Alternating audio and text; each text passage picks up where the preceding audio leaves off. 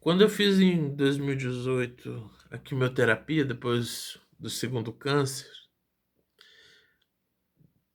e que eu perdi os cabelos, perdi o cabelo e fiquei careca, né? Para mim, as- aceitar o fato de voltar para a escola para terminar a faculdade foi tão dolorido, mas ao mesmo tempo tão diferente de como tinha sido quando eu tive o câncer infantil. Porque minha mãe, preocupada comigo, preocupada com o que às vezes as pessoas podiam achar ruim, como acharam quando, nos anos 2000, né? Teve uma diferença de 18 anos de um para o outro. Minha mãe falou assim: não, vamos botar um lenço nessa cabeça, alguma coisa para cobrir, para você não ter vergonha. Até que um dia eu fui, aí eu tava na aula e a aula acabou e vários amigos meus ficaram ali sentados depois da aula discutindo um trabalho que o professor tinha pedido. Foi tão libertador, foi tão libertador tirar aquele lenço,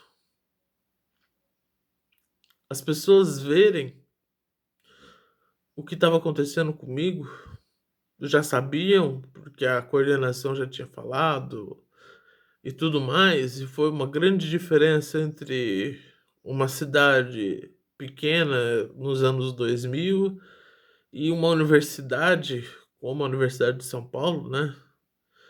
Foi uma grande diferença porque as pessoas me aceitaram.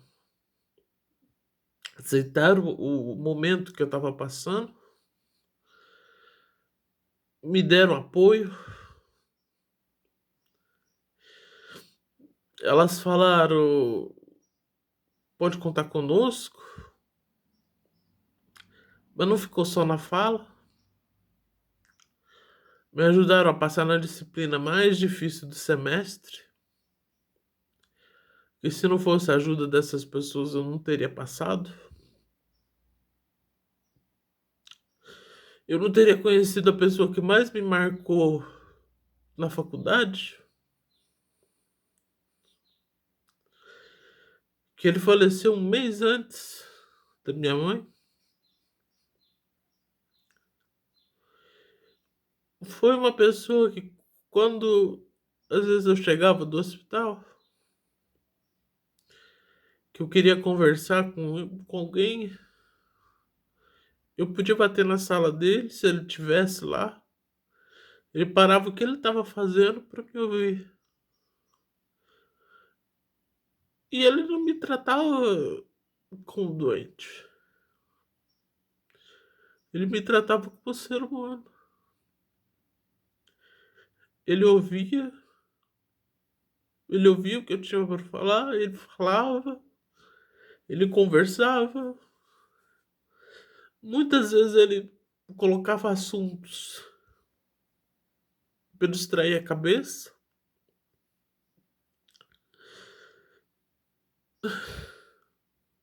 Foi a primeira pessoa que realmente eu senti um luto muito forte. Que ele era um professor que ele não era muito querido dentro da faculdade, mas para mim ele foi como um segundo pai. Olha,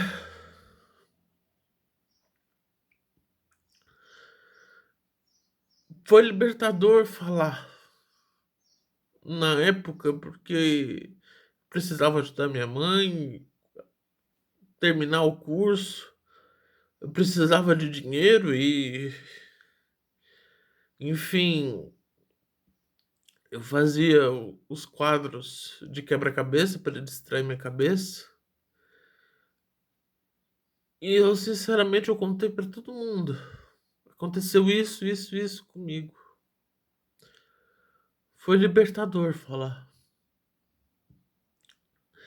Porque o infantil eu só fui contar pro mundo depois que minha mãe morreu naquele vídeo que tá no canal. O que aconteceu comigo em 2018, eu não escondi de ninguém. Acho que eu tava tão pronto a falar que eu sinceramente eu comecei a falar e falei.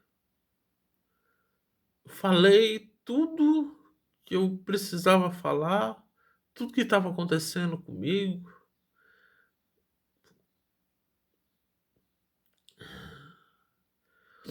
E eu encontrei muito pessoas que falavam para mim assim: se tá acontecendo essas coisas com você,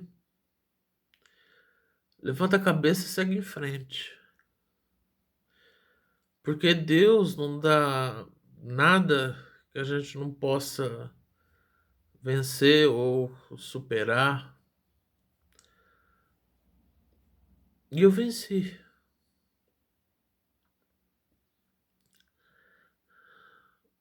Mas foi difícil. Foi difícil. Eu tinha tanto para agradecer esse professor por ter, na época da pandemia, basicamente salvado minha família. Porque o canal foi um método de ganhar dinheiro? Não, não foi.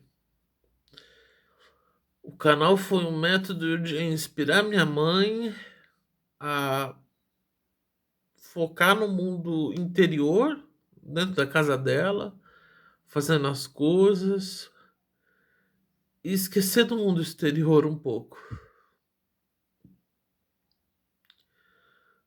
Então,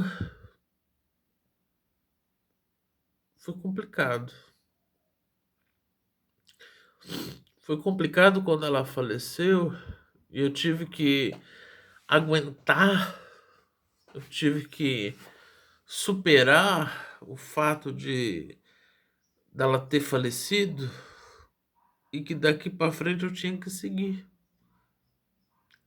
Seguir em frente parece algo tão fácil, mas ao mesmo tempo é tão difícil.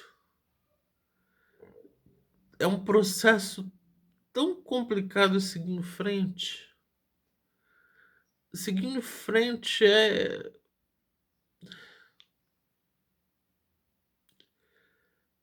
às vezes é tão duro, tão forte, que eu não conseguia. Eu não conseguia pensar. E nos primeiros meses eu fui vivendo. Um dia, depois do outro dia, agradecendo. Um dia, depois do outro. E superando. Que a gente tem que superar as coisas que acontecem na nossa vida. É difícil hoje, por exemplo, ir no mercado que ela mais gostava naquela cidade grande que a gente morou. Difícil. Difícil porque tudo que eu olharia lá eu lembraria dela. E a gente sente que o processo duro não é lembrar, é saber aquilo que a gente não vai viver com a pessoa. O que a gente sente falta é de saber de tanta coisa que a gente não vai viver junto com aquela pessoa. Porque aquela pessoa não tá mais aqui. Não tá mais aqui nesse mundo físico nosso. E eu espero que ela entenda que tudo que eu fiz foi pensando nela. E que de repente eu tive que parar o mundo e pensar em mim. Eu tive que tentar entender o eu. E isso foi tão difícil. Foi tão difícil tirar o foco de uma pessoa que eu praticamente idolatrava, que eu praticamente não questionava, e colocar o foco em mim, que eu acho que até hoje eu não sei fazer isso perfeitamente.